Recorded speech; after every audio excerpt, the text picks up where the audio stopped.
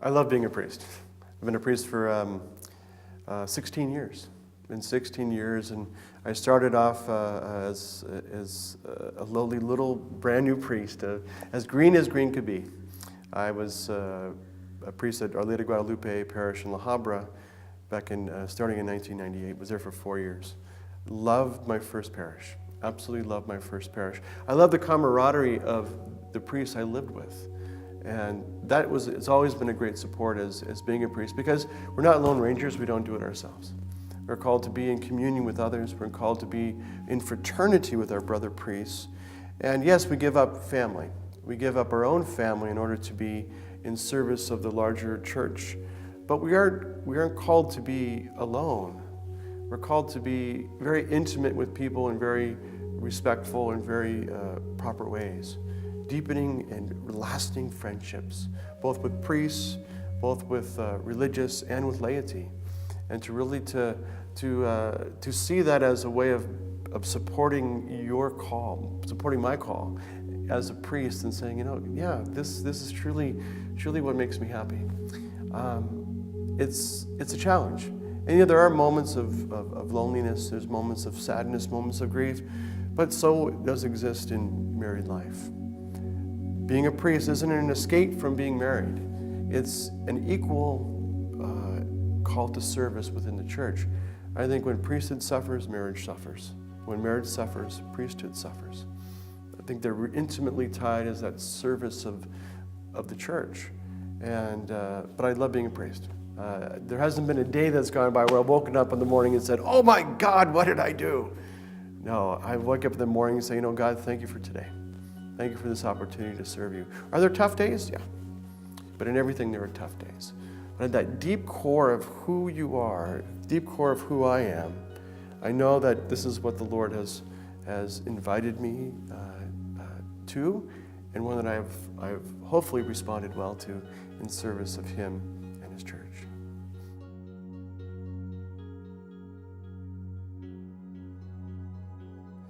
A diocesan priest is really, I think, called to be with the people. A diocesan priest is one who works in a particular location, within a diocese, within a parish structure, and will be there pretty much serving for his life. For me, discerning a call to the priesthood, I looked at religious communities, but really felt the attraction towards diocesan life, because I would be with the people in an area where I grew up. And to say, how do I bring that message of God to the people of Orange County, a very diverse county, one in which we have many languages spoken, English, Spanish, Vietnamese, Korean being 4 of the largest language groups that we have. And being able to say that I am open to serving all of God's people, and really to say that this is where God is present, and help me to learn how to serve them as best as I can.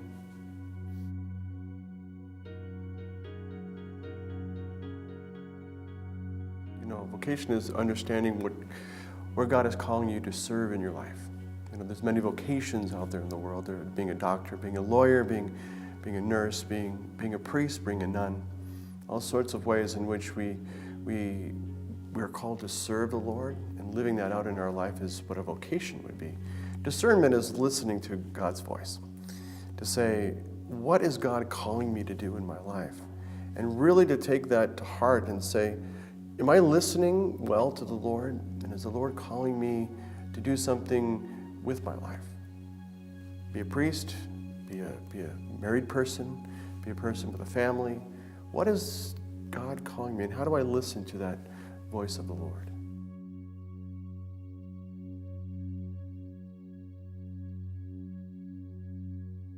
Really begins with being a person of prayer. Really saying, God, let me listen to your voice and take it to prayer. To do a lot of reading. There's a lot of discernment materials out there to help a person to see if they have the ability, have the skills, have what it takes to be a priest. Because we might feel that I have all that I want to be, and God is calling me to be a priest. But do I really have the ability to do it? because a priest becomes a public person, becomes a person who's a leader. And so I think any way in which a person can understand those values, those qualities that they have about themselves, and to see if those are compatible with ministry within the church. Because there's many different types of priests. I am the vocation director for the diocesan priesthood. So I help men discern if diocesan priesthood is really the call that they're discerning.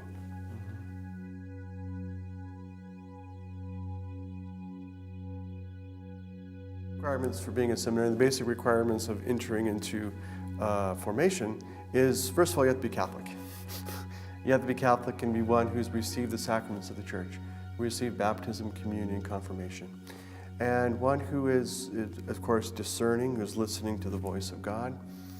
For one entering into formal seminary studies, entering into a seminary school, one must have a Bachelor of Arts degree if you are of college age or older. But one coming out of high school, of course, would go to college and receive a Bachelor of Arts and then enter into philosophy studies. So in order to enter theology, you have to have a background in philosophy, either a Bachelor of Arts in philosophy or to enter into a seminary program to receive 2 years of philosophy in order to fulfill the requirement of entering into theological studies, entering into formal seminary. The Diocese of Orange currently uses 7 different seminaries for various reasons, either language, immigration, education, knowledge, and where would a guy best fit.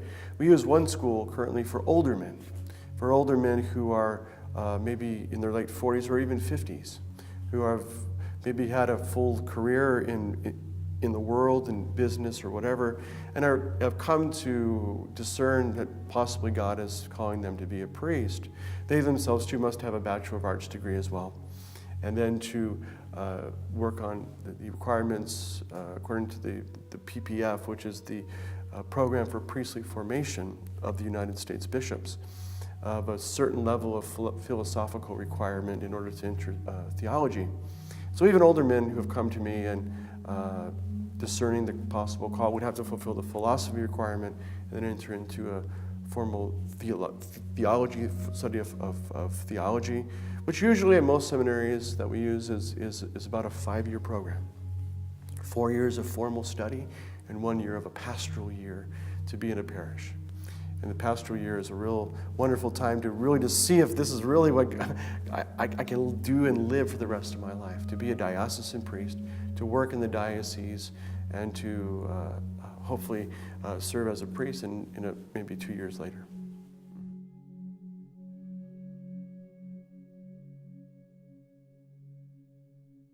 For one coming out of high school, the process has changed over the years because there used to be high school seminary, there used to be college seminary, and then theology.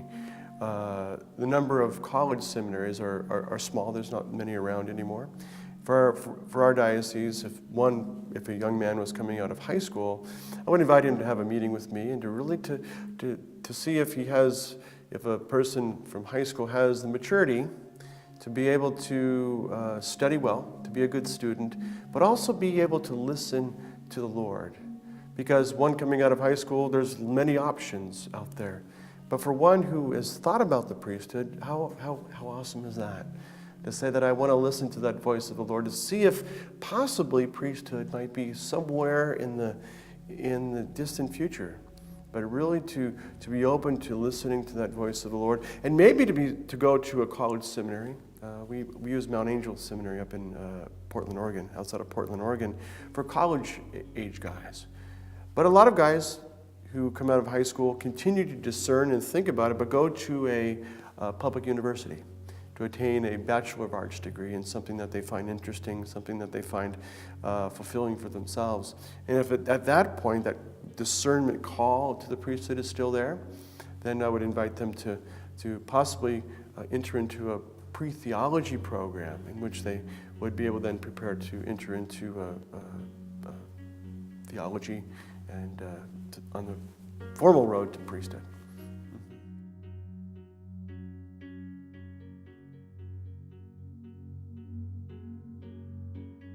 Our guys come from many diverse backgrounds. Guys who have been doctors, guys who have been lawyers, who have been soccer players, who have been just diverse from all sorts of ways. Guys coming right out of high school as well. So the call comes at different times, which is great because God calls us all at different times.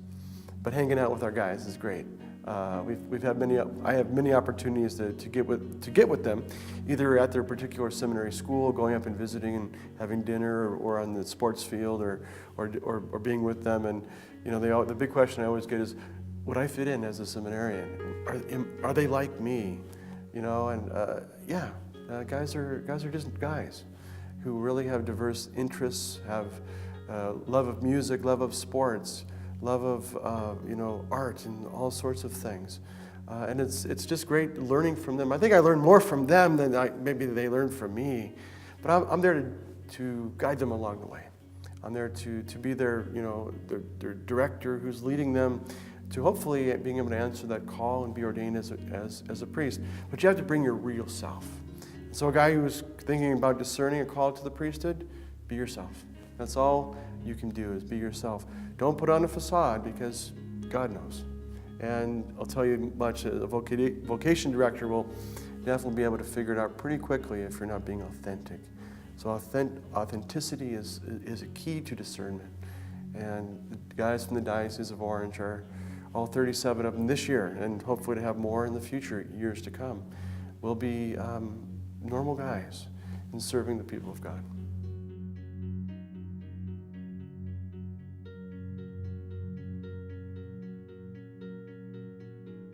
Entering into the seminary is definitely a challenge. We are called to step out of the world and to enter into a formal process of discernment for the greater glory of God, for the greater glory of the church, which is a great, huge responsibility and a great, huge challenge. I know for myself, when I was in the seminary, I wasn't an A student, but I was a student. And at times I didn't know if I was a student, but to really to work hard, to really to learn as much as you can, because that's the foundation of entering into ministry, because it's a lifelong learning experience. But we have to be at that point of willing to learn. That means being open to discernment, open to formation, and to listen to your formators, because they're there to help you. They're to help you to grow, to mature, and to take on the challenge of ministry in the church, to take on the challenge of priesthood. Because when you're out there, people see you as the church. And to be able to say that I know enough to represent the church well, and I know enough to lead people to a deeper relationship with Christ. That's the ultimate goal. But the seminary is not easy. It's not meant to be easy, because through the 4 pillars of formation for a diocesan priest, that those 4 pillars, which are personal, human development, academic development, spiritual development, and pastoral development, that those 4 things need to grow and mature within you to see that, I am really called to be in service of the church as a priest.